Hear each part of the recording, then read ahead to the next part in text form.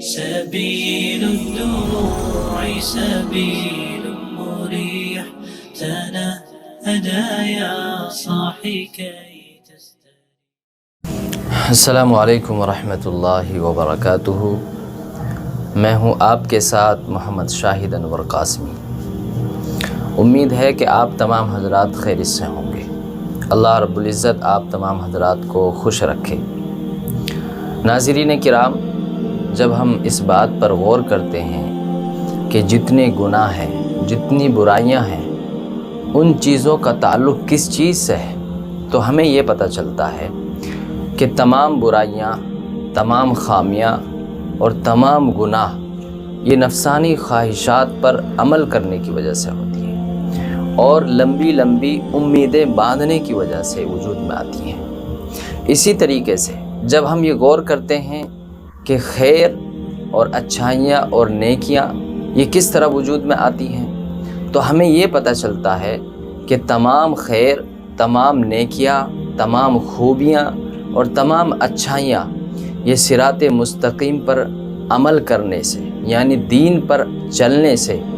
اور اپنے آپ کو اللہ رب العزت سے ملاقات کے لیے تیار کرنے سے وجود میں آتی ہے. یہی وجہ ہے کہ آج کے اس پرفتن دور کے اندر دین پر عمل کرنا یہ مشکل سے مشکل ہوتا جا رہا ہے اور اہل ایمان، اہل اسلام کی راہوں میں کانٹے بچھائے جا رہے ہیں. دین پر طرح طرح کے اعتراضات کیے جا رہے ہیں. اہل دین پر، اہل اسلام پر عجیب عجیب طریقے سے تنقیدات کی جا رہی ہیں اور مسلمانوں کو اور اہل ایمان کو، دین پر جو عمل کرنے والے ہیں، ان لوگوں کے لیے مشکلات پیدا کی جا رہی ہیں، ان کے لیے پریشانیاں کھڑی کی جا رہی ہیں. چونکہ نبی کریم صلی اللہ علیہ وسلم نے ایک حدیث شریف کے اندر ارشاد فرمایا، یأتی علی الناس زمان الصابر فیہن علی دینہ کالقابض علی الجمر او کما قال علیہ الصلاۃ والسلام. یہ سنن ترمذی کی روایت ہے، حدیث نمبر ہے 2260. اللہ کے رسول صلی اللہ علیہ وسلم نے ارشاد فرمایا کہ لوگوں پر ایک ایسا زمانہ آئے گا کہ جو شخص اس وقت دین پر صبر و استقامت کے ساتھ عمل کرنے والا ہوگا، وہ ایسا ہوگا جیسے ہاتھ میں انگارہ پکڑنے والا. یعنی جس طریقے سے انسان کے لیے اپنے ہاتھ میں آگ کے انگارے کو پکڑنا مشکل ہوگا، اسی طریقے سے اس زمانے کے اندر دین پر ثابت قدمی کے ساتھ چلنا اور دین پر استقامت کے ساتھ عمل کرنا اتنا ہی مشکل اور دشوار ہو جائے گا جیسے انسان کے لیے آگ کو اپنے ہاتھ میں پکڑنا مشکل اور دشوار ہو جاتا ہے. لیکن اس زمانے میں،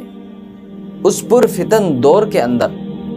جو لوگ حضرات صحابہ کرام رضی اللہ تعالی عنہم اجمعین کی طرح خالص عقیدہ رکھے گا اور ایمان کے لیے محنت کرتا رہے گا اور صحابہ کرام رضی اللہ تعالی عنہم اجمعین کی طرح وہ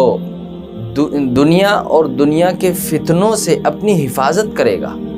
دنیا کی چمک دمک، دنیا کی رنگینی، دنیا کی رونق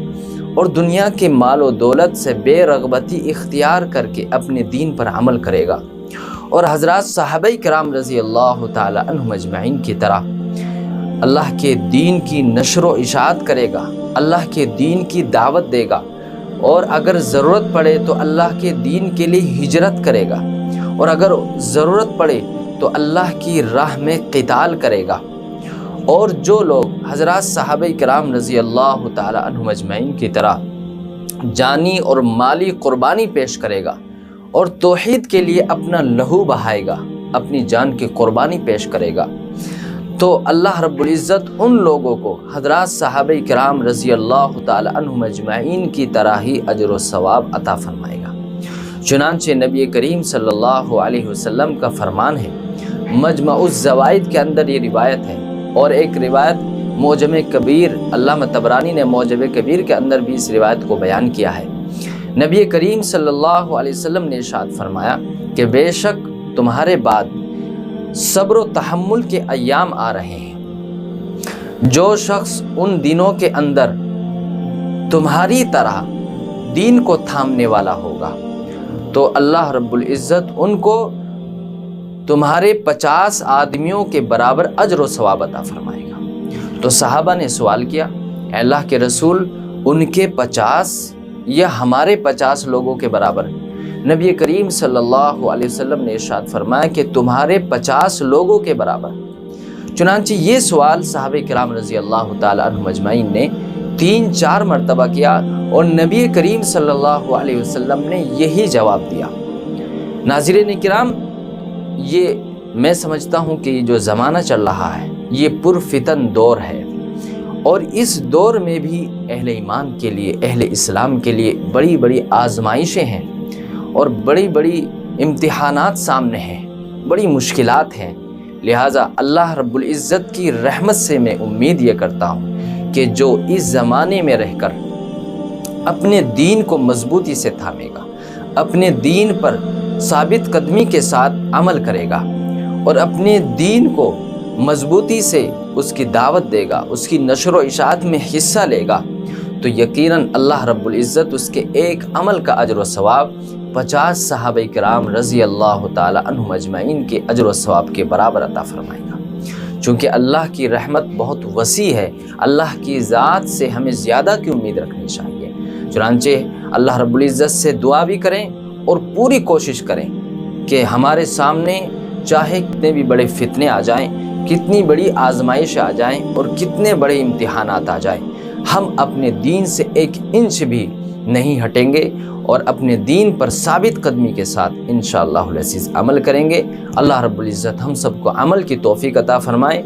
مرتے دم تک ہم سب کو اور ہماری نسلوں کو اپنے دین کی خدمت کے لیے قبول فرمائے۔ السلام علیکم ورحمۃ اللہ وبرکاتہ۔ الدموع سبيل مريح تنهدى يا صاحي